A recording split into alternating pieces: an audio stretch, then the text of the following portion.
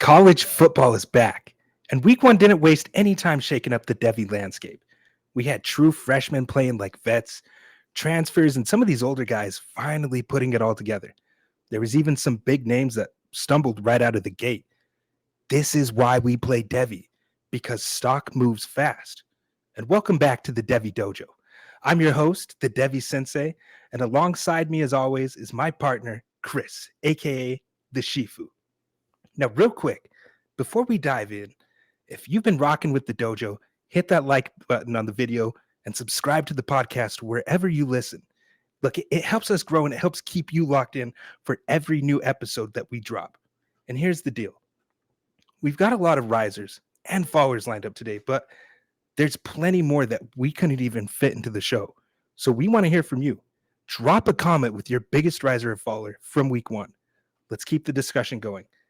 And today, look, we're not just talking about what happened on the field. We're talking about what it means for your rosters, who's rising, who's falling, and where the smart money's moving. Chris has the fallers, I've got the risers, and together we're going to give you the full picture of how the landscape just shifted. So without further ado, my guy, Shifu, I kick it to you. Thank you, sir. I am happy to be here and be talking about all of this good stuff. We picked me for the fallers because I've been called a troll before, and I felt like that was more important that I talk about people whose stock is falling a little bit, and we'll dig into the weeds with that some. But you know, it's a good mood today, man. I'm in a kind of strange mood, but we're excited. It's been nothing but drafting this weekend. Tons of redraft is under my belt now. You know, I might kick a couple more of those best balls in, underdog tomorrow when I'm sitting in my car at work, just do some of that. But I'm excited. Tomorrow, we're recording on a Wednesday. This isn't coming out yet, but tomorrow night is the Eagles, defending champs, big time favorites. Should be fun. Big time. And crazy Nick said that they're not even going to be on the field for the banner rising. I love that. That's what football is about, baby. I want a psycho head coach who's just like, that was last year. You don't even get to watch it. You're going to focus on this game. You're going to be in the locker room. You're going to come out and you're going to fight for some blood. So looking forward to that. But we're not here to talk about the NFL. We're here to talk about Devy football, baby, and who's rising and who's falling. And you had a lovely cut up on your Twitter page of JKS, whose name I'm not even going to attempt to pronounce. Yeah, don't worry, man. I've been practicing it all week. Look, I mean, I had, man. This dude, look, in a week that showed us just how valuable I think it is to have that experience at the quarterback position. I think, Chris, that the most impressive performance came from a kid who was literally just playing high school football a few months back. I'm talking about Jaron-Keawe Sagapolutele. Look at that. Practice paid off, baby. Yeah. He walked into this hostile road environment for the very first time, his very first start, and he didn't blink. He turned in the best passing grade in the country. According to PFF, he had a 95 passing grade. That's not freshman stuff, Chris. Like, that's not normal. That's quarterbacking at its highest level. That's Sunday level stuff as an 18-year-old. Passing, he went 20 of 30, 234 yards, 3 tutties, 0 picks. Look, he even had 30 rushing yards on 2 carries. So a nice little bonus that I think shows that he's more than just that drop back passer. He's got a little bit of mobility there. But what stood out to me wasn't just that he hit the throws, right? It's how he hit them. Time and time again. Like, he was putting the ball in the correct shoulder, leading his receivers in space, truly being able to like maximize the yards after catch. That's not easy to consistently be able to put it on them like that. It's just incredible. He looked like a guy who already understands how to make his wide receivers' lives easier. It's advanced quarterbacking, and PFF's numbers just put that into perspective. He was nearly perfect from a clean pocket. He's still graded out at over 93, even when pressured. And on deep shots, he posted a 97 PFF grade with 2 touchdowns there. That's exactly what the film shows, too. That you mentioned that the all 22 cut up that I put out on Twitter. He's a young quarterback who's not only surviving, but he's thriving in every situation.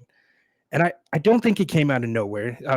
JKS, obviously, he was like a 5-star guy. He was an Elite 11 finalist, Polynesian High School Player of the Year. He was Hawaii's all-time passing leader.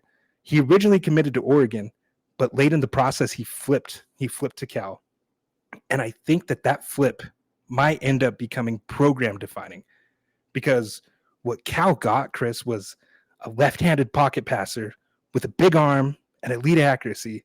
And to me, like, stylistically, it's impossible not to see the parallels with Michael Penix Jr. Just the way that he drives the football outside the numbers, and the touch on these deep balls, the way he's calm under pressure. Like, it's literally, to me, man, like a carbon copy of the traits that made Michael Penix such a weapon and ultimately a first-round pick. But here's the kicker, and you and I talked about this a little bit before the show. Cal just lost Fernando Mendoza to Indiana through the transfer portal, and a lot of people in the draft circle are really high on Mendoza, and everybody thought that this was going to be a tough year for Cal. You know, not just Mendoza, but they had Jaden Ott leave in the transfer portal. They had a lot of these skill position guys just leave. So we all thought this is going to be a lot for Cal to overcome. But the way Sagapolutele just stepped in and delivered, I think that there's a real chance that Cal didn't actually even lose anything at all, that they may have actually upgraded. So super excited about this kid. Yeah, I loved watching that film that you had posted up there. It was fun to watch. He just looks very poised. He looks more advanced than a younger guy than he is, and the big body just standing in there delivering. He had some nice deep throws, man. He was putting it right where it needed to be for his receivers. So you're right. I love that anecdote, making it easy on his receivers. That's exactly what it looked like he was doing all day. And I know it's only one game, but definitely somebody to be excited about. And he was buzzing, man. In all of our discords, people were popping off talking about him. So he's definitely a good person to lead off with the risers, because it seems like he definitely is one of the biggest risers this week. He has to, and I'll close on this. It's just, we've talked a lot about how QBs are so volatile, and but it's not often, man, that you see someone just step in with this level of poise, with this level of command of an offense, elite accuracy at such a young age, dude, like barely 18. The kid's a pup, but every once in a while, you see a prospect and you can just tell. So I want to know what you think, though, Chris. Do you think that if JKS continues this level of success, that he ends up staying at Cal, or is he someone that you could see maybe transferring later on to a bigger program? I would like to see him stay at Cal. I'm still a little bit of a traditionalist in that sense. Mm-hmm. If there's an opportunity for you to move up, I understand why people would take it, especially if you're getting paid good money. I get it. Anything can happen. The NFL draft is not guaranteed to anybody. However, Cal's one of the bigger programs. You know, they're in the ACC now. He was just named the ACC Freshman Player of the Week, I believe. This is a good program that if you already have something good build upon, you might as well just stay there and do it. It's not like he needs to jump ship anywhere else. You know, this isn't a group of 5 school or anything like that. So I would like to see him stay there and prove that he can be a leader that takes them to a level that they haven't been at in quite a while. Yeah, I like that, man. And we've already seen somebody like Jared Goff be able to become the first overall pick playing for that program. But I mean, I would love to see that too, man. But that's what some of these guys do. These big names, that they're going to go to a program where they can start right away, get that buzz, and then, you know, maybe we'll see him. It sounds like he was all in on Oregon, man. And to me, it looked like he flipped when he saw that they had Dante Moore going there, and with Oregon having produced someone like a Marcus Mariota, I could see him wanting to go back there, or maybe even perhaps to another bigger program. But we'll see. I mean, we already talked about transfers and draft, man. The kid played one game, so we do got to be careful. But the volatility, good debut for sure. Yeah, excellent. And if you have him on your Devy rosters, you're surely excited about it. So for sure, this is one where maybe you want to get on before the stock goes too high, especially for those quarterbacks. You know, so if you have them already, by all means, hang on tightly. Another big riser this week, the one that maybe is getting the most buzz, is the man with the bigger picture on this page, Jonah Coleman. Everybody's talking about his outstanding performance this week. What do you got to say about him? Look, man, over the moon. Like, you know how I feel, Chris. I've been banging the drum for Jonah Coleman for a while. I've said, like, I'm the mother effing conductor of this hype train. I will slip there. But Jonah Coleman going even from, I've been a fan of this kid ever since he went from Arizona to Washington, and we've seen him in the past grind his way to over 1,000 yards rushing, even behind the shaky O lines. Like, he didn't always have the best O line, especially last year at Washington. And Jed Fish has always called Jonah Coleman the engine of the offense. And I think week 1 showed exactly why, because Jonah Coleman, he rushed 24 times for 177 yards and 2 touchdowns. And he even added 22 yards on one catch. But beyond the box score, like, he just looked different. He trimmed down. Last year, he was playing at 230 pounds. This year, he's at a 222, 8% body fat. And you could just see it, man. The burst was sharper. Play speed was a little quicker. He still doesn't have like elite breakaway track speed, but more than enough to punish defenses. And the PFF data just confirms what we saw.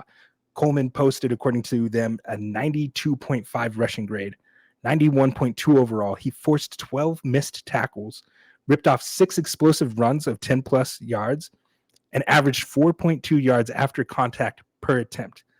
That's textbook efficiency and toughness. And even in pass protection, he held up, proving once again that he's a true 3-down back. He's truly could do it all. And then the highlight run. And I know you know which one I'm talking about, man. Absolutely. One of the plays of the weekend, man. Coleman took a handoff off tackle, bounced it toward the sideline. First defender squares him up. Coleman just shrugs him off, right? Another one goes low, tries to cut him down, and Jonah just rolls over the top, like somehow keeping his balance while practically scraping the turf, still churning, still driving. Then he drives into the end zone. They did end up ultimately marking him down at the 1, but that doesn't matter, man. The effort, that's vintage Jonah Coleman. Power, balance, just a flat-out refusal to go down. That's why the Big Ten named him co-offensive player of the week with Jaden Mayava of USC, by the way. So there you go, your boy. Yeah, we went off against a team making their first FBS start. So yeah, there you go. Yeah, big competition. Big competition, man. But we got a question from our guy SC in the Discord. His question said, I had Malachi Hughes as RB1. Many had Jeremiah Love or Darius Taylor, but is RB1 Jonah Coleman? And he's talking about the 2026 draft class. You know what, Chris? I've talked about him enough. Why don't you go ahead and take this question? Is Jonah Coleman RB1 in 2026? I think I misunderstood the question. I was thinking overall RB1 in Devy. But coming out next year, I mean, I don't see why not at this stage, right? He's already on everybody's radar. He's going to be getting a lot of buzz. Getting the hype this early is always a good thing because it's going to carry your name throughout the rest of the season. So he's going to be on a lot of fantasy players' radars right now. So I actually do like that decision. I think he's going to start popping up more and more in way too early mocks, for next year's first round of dynasty rookies and all that.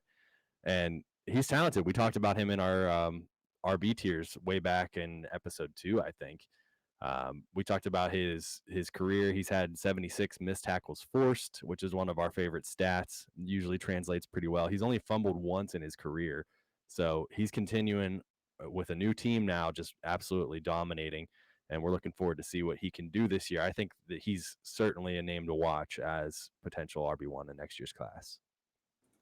Yeah, potentially RB1, right? But look, as the conductor of the Jonah Coleman hype train, I gotta say, pump the brakes, man. For me, it's still too early to vault Coleman to RB1 in the 2026 NFL draft class. I could see him doing it, but I mean, it's week 1, right? We got a nice new little set of data, but it's still not the full picture. I still would hesitate to put him ahead of guys like Jeremiah Love or Nick Singleton. For one, I mean, he had a great game, a great performance, showed you everything that you want to see, but it was Colorado State. You know what I mean? Like, and not that competition means everything. Like he put a lot on tape that we like to see. Excellent. I love it, man. I'm here for it. He's still comfortably RB3 for me in that class. I think right now for Devy, I've got him pegged as a for sure day 2 running back. He's early day 2 guy, comfortably RB3 in the draft class for me right now. Would not be surprised to see him rise, but I cannot and I will not co-sign putting him as RB1 at this point after week 1 in a 12-game season with the playoffs potentially Not for a him. great So, idea, but I like to play the stocks, with these guys. mhm. So as you see his stock rising and rising, tell yourself he's RB1, and then tell the people trying to buy him off you that he's RB1, because that's how you make a lot of net gains in the Devy landscape. So you gotta kind of play. People are very, as we've learned a lot this week, people are very fickle when it comes to these Devy assets. So Jeremiah Love, we're going to talk about him in a little bit. Singleton's still floating out there. This guy's in the competition at this point, right? He's definitely vaulted his name into the RB1 conversation, not necessarily as the true RB1. So I don't think I would be bold enough to rank him there myself, but there's somebody to keep an eye out on. And if you have him, you're certainly happy. Yeah, I like that. I'll co-sign that one. There you go. Michael Trigg. Baylor had a pretty good game this week. Michael Trigg has been a guy we've floated out. We've talked about how tight ends aren't always the best Devy assets, but you want those higher talented guys. Right here, look, Michael Trigg, he was the heart of Baylor's passing game in week 1.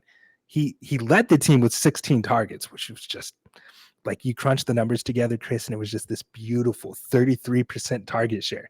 So he turned the 16 targets into 7 catches, 99 yards, 1 touchdown. He's not your standard inline tight end. Just 18 of his 69 overall snaps came in line. He actually lined up 51 times out in the slot, which I love because they flexed him out wide, put him in bunch formations. They motioned him a lot. They were always hunting for a mismatch with Michael Trigg. His body type fits that usage. He's 6'4", 240 pounds, really athletic. Like he looks like a very athletic wide receiver, and he's got the athleticism to win one-on-one as a slot weapon, like as one of those big slot guys. His efficiency came through in the data, not just in the film. Looking at the PFF numbers on him, man, it just reinforced everything that I saw in that game. He had 14 yards per catch, gained 6 yards after catch per reception. He ripped off 5 broken tackles just in this game alone. So I test matched it all. He's fluid in space, had contested catches, sneaky yak, but he's not perfect, right? A lot of people might be tuned off to him just because he's an older prospect. I believe he's a 5th-year senior, like 23, maybe almost 24 years old. So he's an older prospect. And I think you might see a struggle for him to really hit that max value in terms of like the artificial value just because of the age. I'm personally not too worried about age with tight ends. Like it's a position that for whatever reason just seems to break out later in players' careers. I was just going to say that. Yeah, I mean, we're seeing a lot of those higher end talents that are contributing in year 1 at the NFL level, but age doesn't, for running backs and for tight ends, I don't care as much because, we're talking about tight ends specifically. We're talking about usually there's a waiting period of them kind of catching up to speed. So if you've had a little bit more of a training period in college, especially at a decent school, that can only be to your advantage, going into the NFL. So I'm not terribly worried about his age, or any tight end's age for that matter.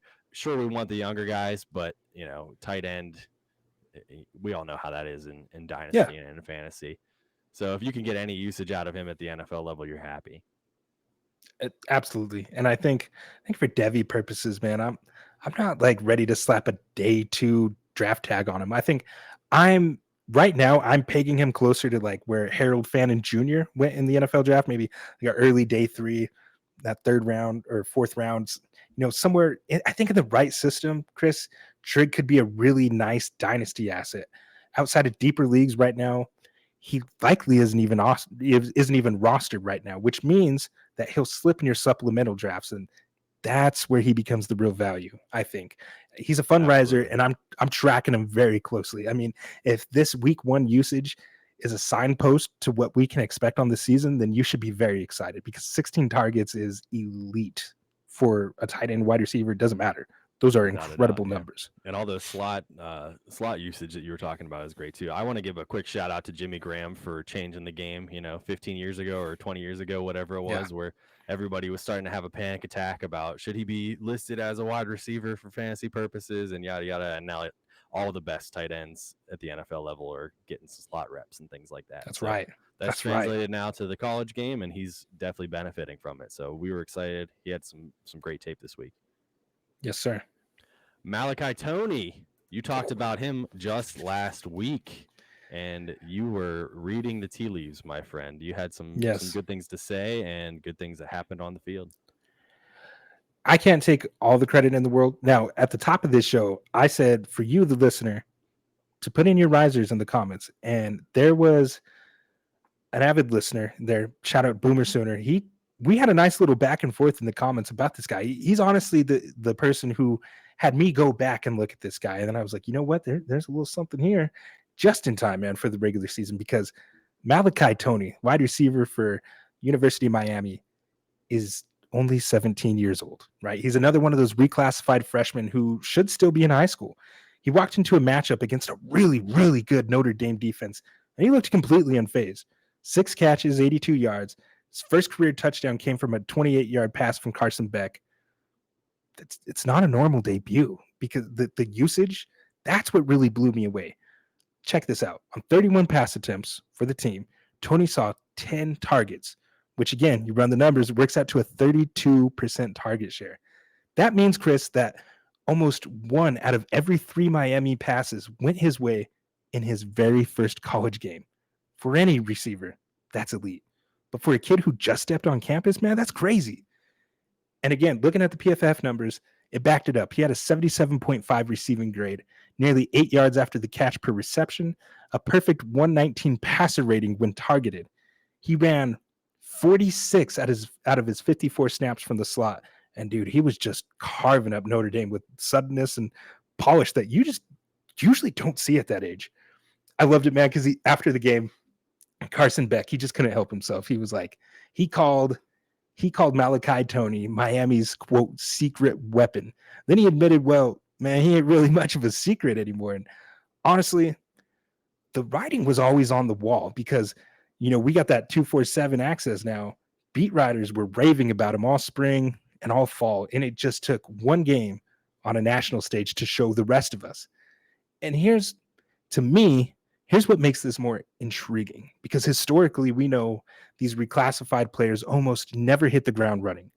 They're usually a year away, both physically and mentally. That transition from high school ball to college is no joke, but Ryan Williams did it last season. And now Malachi Toney looks like he might be the next one. That's a shift worth paying attention to, because it's really starting to seem like this is becoming more and more common. We're getting these reclassified guys come in and be able to not only play, but make an impact immediately. So from a Devy perspective, Chris, I think this is the kind of breakout you plant your flag on. He's years away from draft eligibility, right? We know that. But when a true freshman commands a third of the passing game in his debut against a defense like Notre Dame's, to me, that's the profile of a future star. Yeah, absolutely. And we talk all summer about all of the, freshmen coming in and these younger guys who haven't seen opportunities yet, and all these wide receivers that were hoping break out, and you don't often get results like this. And he was certainly one that was flying a little bit more under the radar than some of those other higher profile names. So great debut, without a doubt. You mentioned it, against a good defense. And he's a big contributor to the reason why they're ranked number 5 in the polls now. So that was an awesome game, and he showed it out. Sir, yeah, it was so much fun, man. Big time riser. I don't have him on any of my Devy rosters. I do have him on a CFF squad, though, man. I took him pretty late in CFF, and so pretty happy about that. Yeah, I was. Yeah. So shout out Boomer Sooner for putting me onto him in the comments. We got to start making trades for him, man. One of these days we're going to do a trade show, and we're going to actively be trying to make some trades here as the season rolls on, so we can tell everybody what we're doing and why we're doing it. And I'm going to be pursuing him for sure. Another guy that I do have a lot of shares in Devy, and he's one that I've been beating the drum for a while now, is Carnell Tate, and I'm glad that you picked him as your riser. I really liked what I saw out of him this week. Yeah, man, I had a few options, but I had to go with the guy Carnell Tate, man. You've been telling me for a while. And look, it's not that I didn't believe you. In fact, I did. Your sage advice was, don't overthink it, right? Just take the Ohio State wide receiver. And it's hard to take him in leagues when I'm taking him ahead of you every time. Right, literally. Yeah, I hate drafting after you, Chris, man, because you always snipe me, man. You just know who my guys are. I know. But this game, Ohio State versus Texas, it wasn't quite the offensive showcase that we anticipated, right? It was an old school defensive slugfest, but the Buckeyes, they didn't ask Julian Sayin to just win it with his arm, and points were hard to come by. But the one offensive highlight came from Carnell Tate. His touchdown wasn't easy, man. It was an underthrown pass by Julian Sayin, but and the Texas defensive back, he actually had it covered really well. But Tate worked back to it. He double caught it through contact, and he still found a way to make the play. That's the kind of moment that jumps out more than the box score. And the box score itself was light. He had just 2 targets, right? 2 catches, 49 yards, and a touchdown. But look at how he was used, almost entirely on the outside. And when your limited touches go for 24 yards a pop, including that 40-yarder, it shows exactly what you can bring to the table. And from a Devy perspective, this is what makes him so intriguing. Obviously, we know that he's in the same draft class as Jordan Tyson, who had a wide receiver 1 type performance, right? This weekend he had like over 140 some yards or something ridiculous. Like Jordan Tyson went off. Yeah, he looked great. He looked incredible. But I think Carnell Tate is a guy who's still right behind him in the conversation. For now, he's definitely penciled in as the wide receiver 2 for me in that class, but you could see how quickly he could rise if he keeps stacking plays like that. And like I said, the numbers aren't anything gaudy. They're not going to jump out at you. But like that catch was incredible. And clearly on a day when like Texas was just playing incredible, Jeremiah Smith was dropping passes for whatever reason. He's the guy that made the play that ultimately I think won them the game. So just exciting stuff to see, man. And going forward, though, you're not always going to have Jeremiah Smith dropping passes like that. And he's going to demand most of the attention. So defenses are always going to roll the coverages that way, which means Carnell Tate is going to have a chance to eat. And we know scouts already love Buckeye wideouts. He has got the size at 6'3", the ball skills and the field flipping ability, I think, to translate to Sundays. And if he keeps making these kind of plays, he's on that same first round path as the guys who came before him. And that's gold for your Devy rosters, man. So don't overthink it. Without a doubt, yeah. Don't ever think you just take the Ohio State wide receivers. It's always going to work out. I've been talking about it. I just like the way he runs his routes, man. He just looks like he's on a different level than a lot of the guys he's playing against. And I remember reading fairly recently a scout talking about the thing that he loves the most out of wide receivers isn't how they get downfield. It's how they cut back towards their quarterback, because that's going to show you the most of their cerebral ability to, really make an impact at the NFL level when coverages are there and when defenses are doing things to try to take you out when you think you have an open lane. Cutting back is always going to be a good option for you. And as you highlighted, that was on his big play. He did exactly that. So I like the way he runs his routes. I think he's got a real opportunity here. He's been flying under the radar because of Jeremiah Smith, and he overshadowed Jeremiah Smith this week. So we'll see how it goes moving forward with Julian Sayin. He's had a bit of an up and down summer, and he looked not terrible in week 1 against a pretty good defense. So as he continues to grow, I'm sure that the rest of this offense is going to continue to grow with him. Yeah, like I said, man, they're not always going to be dropping passes like that. He's going to be able to, and he's not always going to play the best defenses like that. Like, shout out to both defenses in that game because they both played incredible. To your point. Yeah, which leads us to our followers, headlined by the man himself. If you've watched any sort of content this week, you've probably heard Arch Manning's name a billion times because he is being considered one of the big question marks now. Everybody expected high things out of him this week. And look, I had to put him on a fallers because that's just the reality. A lot of people are knocking him down. I am not ready to panic on Arch Manning. I don't think you are either. This was his debut as a full-time starter. Everybody's buzzing about how he didn't look as good as he was gonna, or projected to look.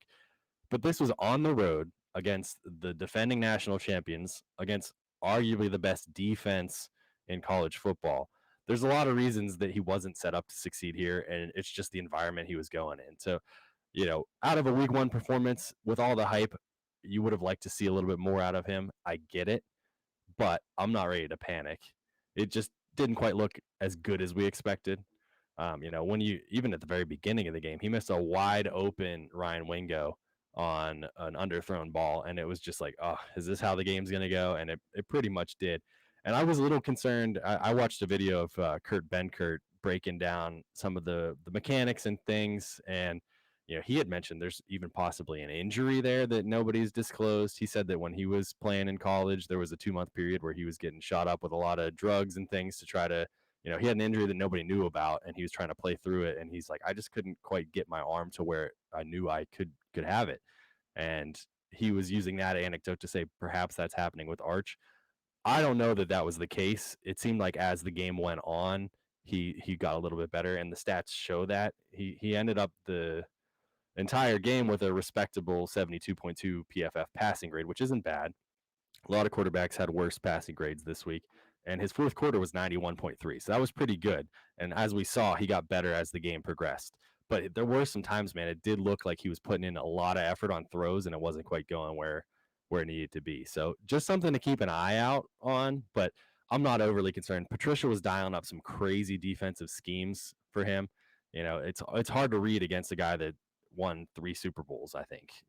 He's coming in as the new defensive coordinator. He was going to have it dialed up against this. He's got all that talent on the field. He knows who he's playing against. He's played against the Mannings before, or coached against the Mannings before in the NFL. So I'm sure he wanted to bring his A game, and he definitely did this week.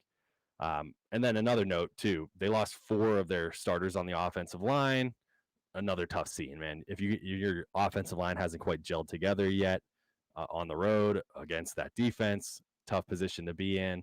And he also lost his top 3 receivers from last year. When you talk about Bond, Golden, and Helm, they were the 3 leading pass catchers last year. So overall, when you take a look, no, it wasn't what we wanted. Yes, his stock is quote unquote falling a little bit this week because people are so, had such high expectations. But I see this more as a buying opportunity. If somebody's ready to hit the panic button on him, go out there and get him. Somebody had suggested maybe trading him straight up for Bryce Underwood. I'm making that deal in a heartbeat, man. Give me Arch every time, because this is an opportunity now to, take the dip and run. Yeah, I'm glad you brought up that trade scenario, which was presented to us in our Discord as a purely hypothetical situation.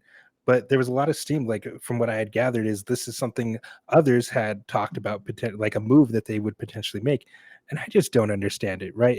If you're moving off of a young quarterback who underperformed relative to expectations in his first career road start in a hostile environment against the defending national champions, and you're trying to leverage him for a freshman who still hasn't really played any good competition, right? They played New Mexico this last week, talking about Michigan, Bryce Underwood there.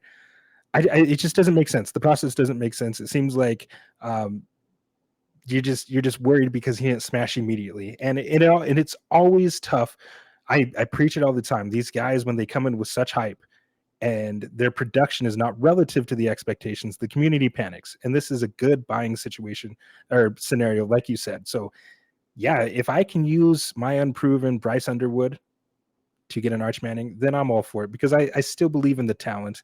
Now, there was always question marks in his profile, right? Of course, the biggest glaring knock on his profile being that he didn't face the best high school competition.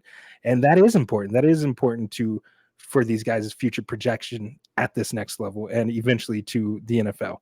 So, I mean, you do have to be cautious, but the arm talent has been evident even in the limited sample size and in that fourth quarter, which you talked about there. He really started hitting those throws, which is why I also struggle thinking if he had an injury. I think it all just looked mechanical. Like, you could tell one thing about Arch that I always liked about him is that he was very technically sound. He always had a sound base. His mechanics were rock solid. Go figure. He has two uncles who have won Super Bowls, multiple Super Bowls in the NFL. Of course, he's grown up in that environment. What happened to me, like, it looked like he was a guy who was just confused and he didn't trust his reads. Also, very concerning on my, like, for me, Texas, those wide receivers just did not do a good job of getting open. That could have been Ohio State playing good defense, but like even their separation metrics according to PFF were not good, and it did not match the eye test either. So a little concerning for me as a guy who's been pretty high on Ryan Wingo and the overall speed of that room, because they did not look that great. So good news for them is they have a cupcake matchup this next week. I expect Archman to get his swagger back. Yeah. Yeah, They need it that is, whole and that's offense exactly. to gel a little bit, and this will be a good opportunity for them to have some tape. The coaches can look all week and say, this is what we did wrong. This is what we need to do better. We're going to go out there this week. We're going to execute, and then we're going to get right back into this thing. So I wouldn't be too scared about him or anybody on that offense yet. I totally understand. And you mentioned it. I mentioned it. Fourth quarter, great. He chucked 4 big time throws in the final 9 minutes of the game. So he really ramped it up. Something was catching his stride there towards the end of the game. Not something I'm overly concerned about as a whole, but we have to add him to the fallers list because his stock is falling in the Devy world right now. So go out there and Yeah, buy it while it's selling. you can't rank him as QB1 right now. You can't after a performance like that, which I mean, maybe a regression to the mean. Maybe this is where he always should have been. I mean, it's the community. We constantly do this. Chev and I talked about this on that Sunday broadcast, is maybe we shouldn't crown these inexperienced quarterbacks right off the rip. Let's let them develop and let's let them prove it on the field first before we crown them. Yeah, and we don't have it in the notes, but Nussmeier looked really good this week. So when we talk about these unproven guys and ranking them ahead of guys like Nussmeier, who's a lot closer to the NFL, not always the best decision necessarily. You're just projecting there. But that's why I play Devy. I like to have fun and I like to be right about things. So I'm hoping I'm still right. I'm going to keep him hard on my QB1 there. So Whoa, we will whoa, pause. Whoa. He's still my QB1 for now, even if he wasn't everybody's before. Okay. Moving on, same game. James Peoples. He's a guy we've talked about a little bit here and there, and we kind of expected him to take over that backfield in Ohio State, but it was a tough look for him this week. He only had 10 carries for 20 yards, which, if you can do any basic math, is only 2 yards per carry. Not great. Naturally, he was up against the great Texas defense, but he just failed to maximize the opportunities when he got them. And when I was watching the tape, it just seems like, he has that speed, he has that burst. He doesn't quite have that vision yet. There were several times I was watching and he just ran right into a loaded back or loaded front and did not have any regard for any opportunities to cut back or anything like that. Whereas a more experienced runner would say, I'm going to cut back here, I'm going to get more yards. And it just seems like he needs to improve his vision a little bit overall. But to make matters worse, CJ Donaldson looked pretty good. Not phenomenal, but he had 19 carries for 67 yards and a touchdown in this game. So I think that's going to be a overall feel of what the coaching staff wants to do moving forward. I think they value the power that CJ Donaldson brings to the backfield. I wouldn't be shocked if they continue to utilize Donaldson as their lead back moving forward and let James come in as more of the change of pace back, the number 2 in the pecking order, and let him get, take some of the effort off of Donaldson's plate and get maybe 30% of the carries. And moving forward, that's something to keep an eye on. But this would be an opportunity to hold, in my opinion. My Devy advice would be don't panic. He's still young. He's still got speed. He's just got to grow as his ability to read the field. Yeah, I think that's sound advice too, because we believe like this is where you got to trust your training a little bit and believe in the profile and in the talent overall of a guy like James Peoples. And look, in hindsight, yeah, we probably should have figured that CJ Donaldson would get the start. Just that experience, man. I think what I'm already learning early in this season is I need to personally, part of my process, I need to start valuing that experience a little more, especially early in the season. I think going into a high profile matchup against a really good opponent, you're going to want a guy who has the experience. He's probably, I'm assuming, a better pass blocker at this stage in his career. And they probably just felt more comfortable with him. I think he's a guy that they figured he wouldn't do anything crazy. He could continually get positive yardage and they could just trust him. And in a game that wasn't about like taking any real risks or chances, just, moving the football, trying to grind out some clock and playing that old school defensive type of game, like, it makes sense. But projecting forward, I do still see an opportunity where James Peoples would be the lead back. So I'm right there with you in lockstep. He's a hold, solidly hold for us. Absolutely. You summed it up perfectly. 2 hands. Moving back to the quarterback position, I have Cade Klubnik on my fallers list. I had mentioned in our last show that I was excited to watch the LSU Clemson game more than any other game. And as I mentioned previously in this show, Nussmeier looked pretty darn good. But it wasn't the quarterback duel that we ended up looking for. Klubnik didn't do the things that we just talked about Arch doing. He didn't get better as the game went on. When the game was really in his hands late in the game, he did not do anything with it.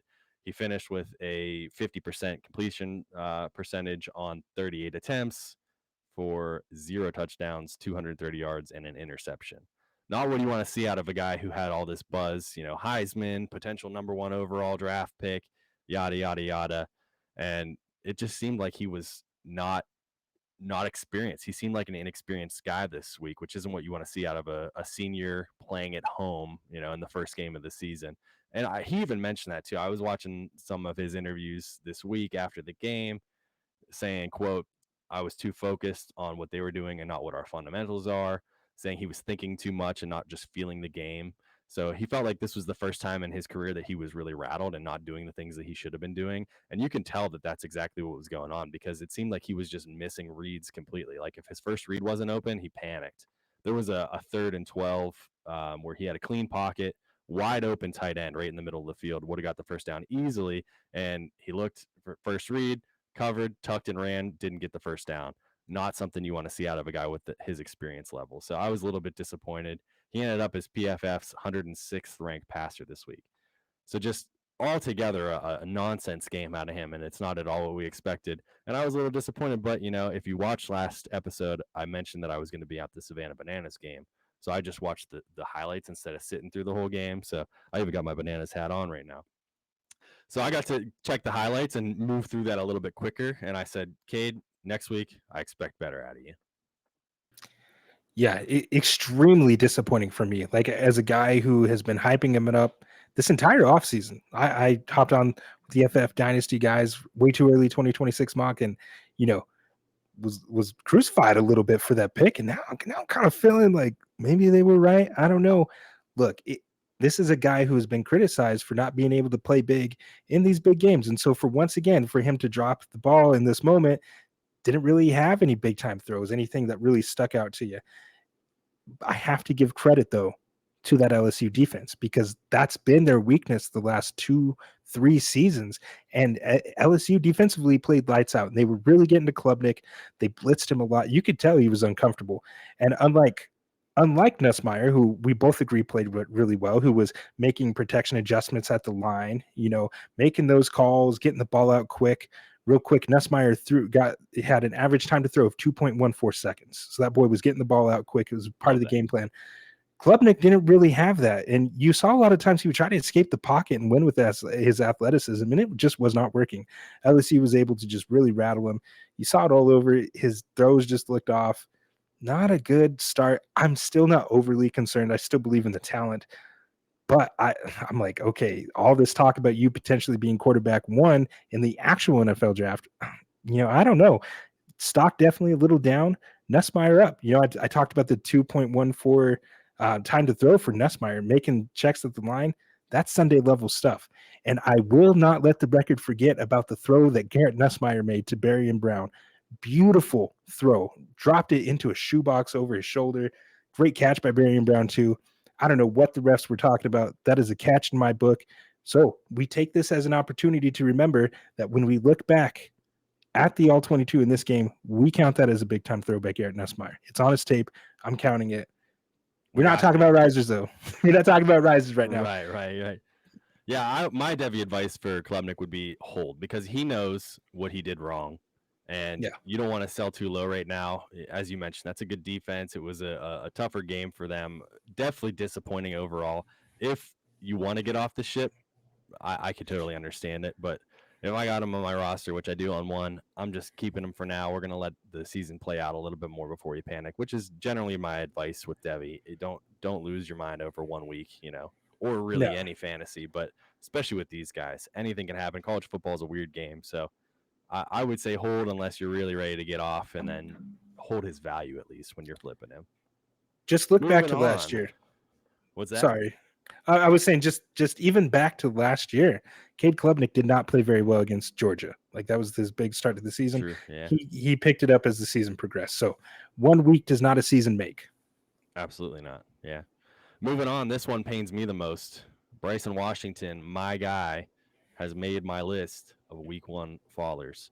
It just wasn't there like I expected it to be this week. Only 56 total yards on 20 opportunities, which includes targets. And he's going to, this isn't a bounce back game either. SMU is their agenda this week. They have the 9th best rushing defense coming up. So what I'd like the least out of all of this was they had a 4th and goal, and they had Caden Knighton, the freshman, in there who ran out on a flat and caught a pass for a touchdown. So he's getting sniped by his own backfield here. I'm sure CFF players weren't happy about that. In general, just not what I was expecting from him out of this game. He still ended up being their leading rusher, but it wasn't as explosive as I was hoping for. So my advice would be hold or go buy him because I still like the guy. We'll have to see. We'll see how the season shakes out for them. Sawyer Robinson looked really good. The offense, I think we talked about Michael Trigg, of course, but the offense, I think, was just doing different things this week. So smaller opportunity than we would have liked out of him this week, but I'm not ready to panic on that. If he had been in there for that pass, maybe he catches a touchdown. Maybe he's off my list. Yeah, don't panic, Chris. Don't. And to anybody listening, please do not panic, because I would like to remind you, early in the game, Bryson Washington took like a hit to his rib. It looked like I believe it was a screen pass, but he took a hit to the rib. He sat out a little bit, came back in, clearly was banged up. Like, he just didn't look the same after that. And he did have a 51-yard rush that was called back due to holding. So he did finally have an explosive rush, and then it was called back, unfortunately, due to penalties. So remember that. Remember that context. So if you have somebody looking to move off of a talent like that, I recommend that you scoop them up, because there was plenty of context behind that game. And Baylor, after that, context. Their running game just didn't look the same. And then they really started to funnel the offense through Michael Trigg. Sawyer Robertson was passing like none other. Like, it was a lot of passing volume for him. It seemed so like Auburn don't was panic. kind of focused a little bit more on stopping the run. Mm-hmm. And they just kind of let whatever happened with the passing game, which obviously was to their detriment, at least as far as the box score goes. But definitely an opportunity here to buy him if you're looking, and if you have him, you want to hang on for dear life. I wouldn't panic with Bryson Washington. There's a reason I like him, and there's a reason some other guys like him in the Devy space as well. Yes, sir. I got a question for you. If you had to guess, how many passes do you think Chase Sowell has through 2 games? Ooh, Chase Sowell, the big wide receiver. We talked about him in Farmageddon preview. Farmageddon. Yeah. Man, I would think he'd be like the wide receiver 1 there. So 2 games. Let's give me 10 catches. Does he got 10 catches, Chris? He has, if you take the 1 off, he has 0 catches. I think he might still be their wide receiver 1, but he has to make the fallers list, man. He's just not had a single catch yet this year, which is insane to me. I don't know what the heck is going on at Iowa State right now, but they are fully using their tight ends. We talked about it in our Farmageddon. They have 2 semi-experienced tight ends there, and both of their 2 junior tight ends are their leading pass catchers right now. And it seems like they haven't really worked in these wide receivers at all, which was shocking because, Becht has to throw to somebody. Obviously, we've talked about Noel and Higgins both going to the NFL on the same team, which is a cool story. And then they brought in Chase and Xavier Townsend to be the replacements for these guys. And they even told them, like, this is what we're trying to do. We want to fit you in right to those spots. I'm sure that's why they transferred there. But through 2 games, Chase has 0 catches for 0 yards, and Xavier Townsend only has 3 catches for 36 yards. So I'm not entirely sure what the plan is at Iowa State. This week they're playing Iowa. Iowa, I know, has a bunch of inexperienced linebackers, so they might just continue to hammer the tight ends. I'm not really sure, but there's really not much to talk about because he hasn't had a catch that we can. He hasn't done anything. He hasn't done anything. What can we talk about? 0. Like, it's Thankfully, a goose egg. He wasn't like a big time Devy asset, so I was just gonna say from too much when you're already low on the totem pole. But I'd be remiss if I didn't bring him up here because after 2 games, they played the week 0 game and he still got nothing. It's crazy. Go figure. Replacing Jaden Higgins and Jalen Noel is tougher than you would think. You can't just get those type of wide receivers, these 1,000-yard wide receivers, out of the transfer portal every year. For me, Devy advice, I've never really been into Chase Sowell as an asset, as a Devy asset. I'm just not a believer. It's tough to move at this point with the lack of production. If you're trying to move him now, you're going to have to get creative, put him as a throw-in piece. Maybe you might even have to move it an NFL asset, just kind of get him off, and maybe try to tier with that. You're going to have to get creative if you want to move off him now. For sure. Yeah, his stock is way Find down. the guy in your league that is from Iowa and try to sell him to him. I don't know how many of those people are around, Chris. Yeah, tough scene for him, man. Oh well, but we did instead of diving in deeply, we did have a couple honorable mentions on both risers and fallers. So I will let you kick it off with your honorable mention risers. Yeah, absolutely. Just going to run through these real quick. Starting there at the top, we got Mr. Nick with a K, Harbor, their wide receiver there in South Carolina. Look, 3 catches, 99 yards, had a couple drops, could have been bigger. So, what I liked, I saw him run actual routes, which was fun. Still had those bad drops, like I said. So, he's still a work in progress, but he is trending in the right direction. I think if he gets it figured out with the size speed combo, watch out, because that's like DK Metcalf size with Tyreek Hill speed. Like, they don't make wide receivers like that. So if he gets it figured out, Seller's number 1 target right now. So watch him. Moving on there, we got Justice Haynes, running back for the University of Michigan.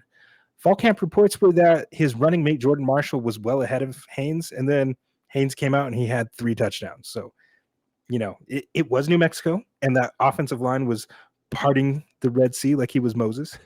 So I'm tracking how this rotation plays out, and if Haynes goes out there and he plays like a jag against better competition, against OU, we'll see. If he balls out, we are all the way back in, and the 2026 running back class could potentially get a huge spike. So, Absolutely. Watching him very closely. My third honorable mention is Usman Kroma, the freshman. Look, Chris, you've been gushing about this kid since we started this podcast. He got some early reps, and he helped get some key first downs to extend drives in that amazing upset over Bama where Tommy Castellanos called his shot. Game, man. We didn't even talk about it, but I mean, man, he called it, man. He manifested that. He said, look, nobody's scared of Bama. Nick Saban ain't there to save you. I just can't see them beating me. I love that quote too, especially after a win when you look back on it. Woo, yeah. Yeah, that was great. Call your shot. Yeah, I love it. But Cromall looked good. He's obviously big, like a big boy out there. He runs with some power. He's a lot of fun to watch, man. I fully expect him to push for more touches as he slowly kind of takes over that backfield over the course of the season. All right, second to last year, guy I'm getting pretty excited about, man. Now, look, we talked about Bama losing to Florida State. Bama played like trash, straight up. Ty Simpson outside of the first drive just was straight up bad. But one guy that Ty Simpson was consistently looking for was his outside wide receiver, Jeremy Bernard. He looked a lot bigger than I remember him. I don't know if he bulked up in the offseason or what, but he had a nice stat line, 8 catches, 146 yards. I think if he keeps up this pace, he'll be a wonderful addition to the 2026 wide receiver class, which at this time, man, we need more depth at that position in the draft. So I would love to have another big time riser there. Last one for my riser, and now this was a tough one for me, man. I had a couple options here. I thought about Malik Washington from Maryland, another freshman that really balled out this week. I thought about Taylor Green, Arkansas, 6 touchdowns. Maybe as this older prospect finally starting to put it together. But I ultimately went with CJ Carr, the redshirt freshman. And the reason why I chose him, Chris, is because he showed that he can handle the moment against a good team in Miami in the Power 4. His efficiency was a little shaky, especially to start. But overall, like, he put them in a good position to try to win the game late. It was a little shocking to see Mike Denbrock, the offensive coordinator there for Notre Dame. It's a little shocking to see him use him in design quarterback runs like he was Riley Leonard. That was a little weird to me, but I don't love that. I'm not going to lie to you. I don't love that. But he did show a little bit more mobility than I ever thought that he would have. So I think if he adds that to his profile, he could have a higher fantasy floor down the road. But another young guy that in a big situation, hostile environment, not necessarily hostile, but a big game nonetheless, young and inexperienced guy. Like we gave all those excuses for Arch, and yet we had a guy like CJ Carr. We had a guy like Sagapolutele, Malik Washington. We had these guys go out there and perform. So I'm always going to value that. And you are now, I was already watching you, but now I'm very intrigued with CJ Carr. I think there's something there, man. You gotta watch out, man. Dustin's watching you. I'm watching him. Yeah, I mean, there was a lot of risers, of course, this week. A couple that I had written down. Your boy Mateer, everybody was gushing about him, and with good reason. And of course, Deion Burks as well. And then Jackson Arnold, man, as a fantasy asset, just running the hell out of the ball. He shocked a lot of people, I think. But that also means that our boy Cam Coleman here at the bottom of the honorable mentions didn't do as much. So he's a mini faller here in my honorable mentions, just because he didn't get the opportunities that we expected him to get this week.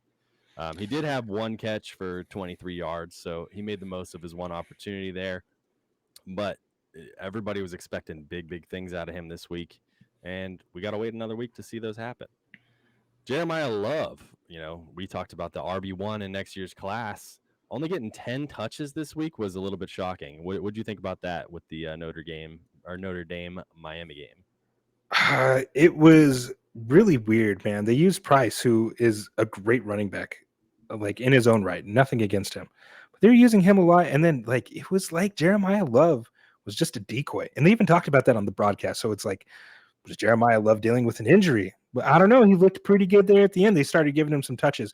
Was it purely strategic? Like they wanted to save him? But that doesn't make very much sense to me. Like, get your best players out there. So it is concerning to me. However, like I said earlier, 1 week does not a season make.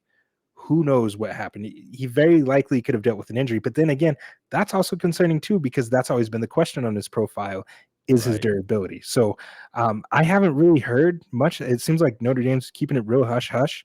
Have you heard anything on that front? Like, I have not. I'm really hoping he's not hurt, because that would be that absolutely sad for his draft stock. And ultimately what it comes down to is when you're in a game like that you really want to win, and you're just not giving your realistic best player on your offense the ball, something's amiss there. And what's the deal behind that? So he's a mini faller. I wouldn't be hitting any panic buttons, but certainly concerning with the usage we saw out of him this week. Speaking of usage, Malachi Hughes, a guy who I've been very, very high on, as a transfer coming to Oregon this year.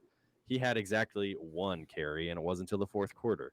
I'm hearing rumors on the streets that might be because of some sort of disciplinary thing. Yeah. And, we can hope that that's the case, because that's the best outcome. But even then, it's like, what did he do? What did he do? Right? Yeah.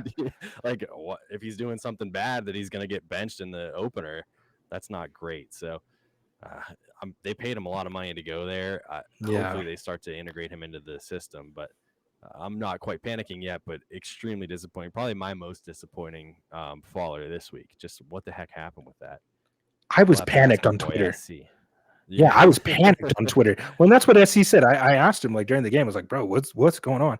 And he pointed to, like, the beat reporters are saying it's potentially as punishment. Maybe it's just a curfew thing. I hope it's nothing big, but definitely concerning, man. Definitely concerning. Very concerning. Fernando Mendoza, as you can see there in that big picture as well. We talked about if he's not super high on people's list, but he's been getting a little bit of buzz, I feel like, in August. People were talking about him at camp and yada, yada, yada. Only went for 18 for 31, no touchdowns. And that was against Old Dominion. So not something that you're excited to see if you're playing this weaker opponent and you're really not balling out. I don't think he had any interceptions or touchdowns either, but, like, come on, man, what are we doing here? If you want to come and make a name for yourself, that's the kind of game where you have to show up for, especially when you're in the Big Ten and you're going to be playing against a ton of good defenses this year. So certainly a faller in my book. And then, unfortunately, Jaden Ott, he came out listed as RB3 on the depth chart. He also ended up with only one carry, and he took his for -3 yards. Just tough scene for him, man. He's a guy whose Devy stock has fallen maybe the most out of any running back over the last couple of years, and it's just going to continue to plummet, man. So if you're still holding out any hope for Jaden Ott, it might be time to just cut bait, man. It's tough, unfortunately. Yeah. But that's a wrap on our risers and fallers. We appreciate you hanging with us. Yeah, week 1 showed us just how fast Devy stock can swing, Chris. Some guys, they put themselves on the map. Others, I think, raise questions, and that's the dance we'll be dancing all season. But we only had time to cover so many names tonight. Now it's your turn. Drop a comment and let us know who was your biggest riser or faller from week 1. Listen, I want to keep the discussion going. And you've been rocking with the dojo. Make sure to hit like on this video and subscribe to the podcast. Stay locked in with us every week. We'll keep bringing you the scouting. We'll keep bringing you the context and the strategy to stay ahead of the curve. Until next time, keep watching the tape, keep tracking the market, and as always, trust your training. We are here. FantasySportsAdvice.com, offering the best fantasy sports social media platform. Why join endless Discord communities or the trolls of Reddit? Fantasy Sports Advice is a community designed to help you win with 24/7 support. Go to FantasySportsAdvice.com and become a pro member for unlimited access. Again, go to FantasySportsAdvice.com today.